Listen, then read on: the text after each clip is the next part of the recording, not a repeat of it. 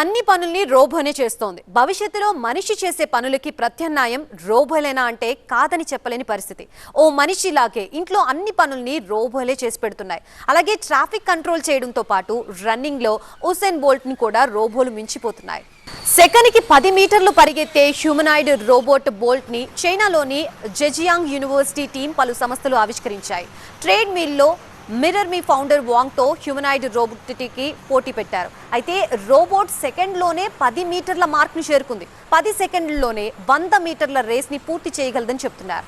ఇప్పటికే చైనాలో traffic control కోసం అధికారులు రోబో ట్రాఫిక్ పోలీసుల్ని అందుబాటులోకి తీసుకొచ్చారు. ఏఐ టెక్నాలజీతో పనిచేసే రోబో పోలీస్ వాహనదారులకి తగిన సూచనలు, వార్నింగ్లు ఇస్తూ ఉంటుంది. ఎవరైనా తన మాట వినకపోతే సమీపంలో ఉన్న పోలీసుల్ని రోబో అలర్ట్ చేస్తుంది. ఇక విశాఖలో ప్రయాణికుల భద్రతే లక్ష్యంగా రైల్వే శాఖ రోబో పోలీస్ ని అందుబాటులోకి తీసుకొచ్చింది. దేశంలోనే తొలిసారిగా విశాఖ రైల్వే స్టేషన్లో రోబో సేవలు ప్రారంభమయ్యాయి.